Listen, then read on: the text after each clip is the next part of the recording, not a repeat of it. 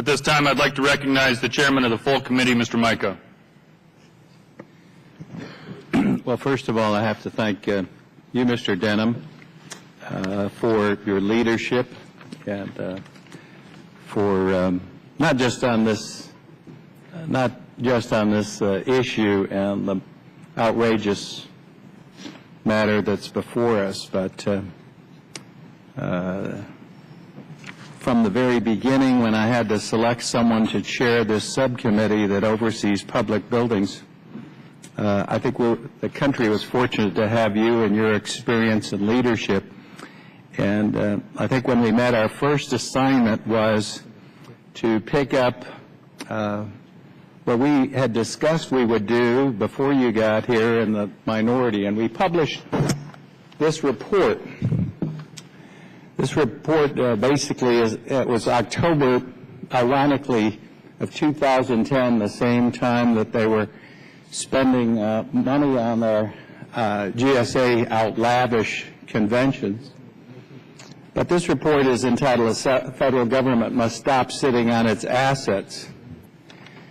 It's online, and I hope you all get a chance to read it. The first part starts right out with GSA and the abuse of not just millions of dollars in a convention junket, but billions of dollars in waste. This was our primer, and I couldn't have had a better partner than Mr. Denham, who one of the very first hearings this committee did, and I asked him to help lead, was in the vacant annex building next to the post office, vacant for almost 15 years. Between that and the old post office, losing $6 million a year. Put this in perspective. Here again, I referenced this document, so this isn't a Johnny-come-lately hearing or attempt to get an agency under control. We held the first hearing in that empty building. It was 32 degrees outside, 38 degrees inside. The picture you can see here are the GSA bureaucrats with their coats on, because we brought them down to the empty building to try to get a $6 million a year loss. Again, 2 blocks from the White House, a federal building. There's the empty building that we held the hearing in, and get it turned around and make it a productive property. The Federal General Services Administration is our government's landlord. It's appalling to see the wasteful spending, of course, on this conference, and Mr. Denham will outline not just this conference. He's going to talk about trips to Hawaii, Atlanta, junkets to the South Pacific, California, Atlanta, Hawaii, Guam, Saipan, all at taxpayer expense. But that's just the tip of the iceberg. The billions that are lost, again, by having the federal government's primary landlord agency out of control and not operating as it should in making these assets perform for the public is what's outrageous. You know, we smelled a rat, and we asked for data, because if you look at the budget and the expenditures for the Public Buildings Commissioner, they went from $2.9 million in 2007 to $9 million. That's a, what, 200-300% increase? So we started asking for data. We got stonewalled time and time again. Mr. Denham asked at almost every hearing. You heard him say, we requested information and data. What we got instead, this is what we got instead, folks. Just a few pages of the top numbers. Anyone can see now why they didn't want to disclose what was going on. Ms. Norton said, and I agree, we have thousands of people who work for the federal government who work day in and day out and do a good job. This is not an example of the average performance of our federal employees. We have some incredible men and women. We're going to hear from one of them today, Susan Britta. She worked on this committee. When you see the timeline of what took place, you see a timeline of cover-up, a timeline of deceit, a timeline of keeping Congress in the dark on what was going on. And you see one woman who stood up. This conference was held in October 10th in Las Vegas.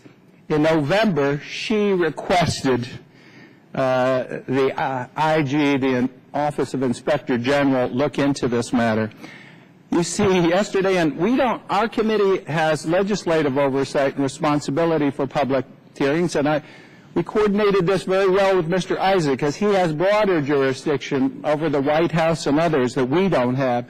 And you saw yesterday, and in the timeline, that the White House knew about this in June of 2011. That's great for the President and others to condemn the action in the last week or two. They've known for nearly a year of what was going on. And again, our former staffer not only went to the IG on this, but other matters, and that's detailed. And I'll submit this list for the record, Mr. Chairman, without objection. Without objection.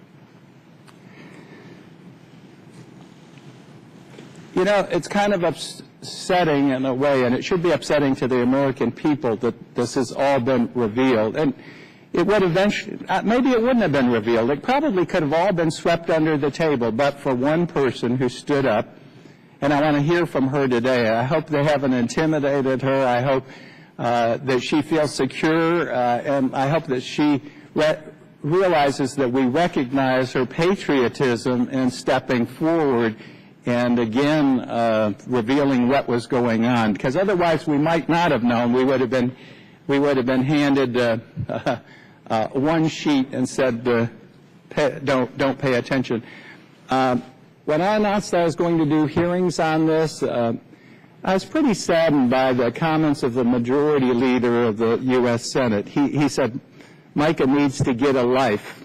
Well, I want to tell him and others that I have a life, and that's dedicated to uncovering waste and inefficiency in federal government and bringing business-type common sense practices to whether it's GSA or other federal agencies. So we were stonewalled, we were delayed, we were not given information, but the American people need to know that this is just the tip of the iceberg, and they'll hear much more about what's going on and what needs to be done to reform this agency so it, or to replace it. Mr. Denham and I had a discussion last night. Maybe it's time to look at a total replacement. How many of you out there, if you have property, would turn it over to the federal government to manage for you? I ask you that question. Not very many of you. And that if you see the wasteful overhead and cost and what takes place when you're on the taxpayer's dime, it's even more offensive. So with that, again, I thank Ms. Norton for her cooperation, Mr. Denham for his leadership, and other members for being with us today.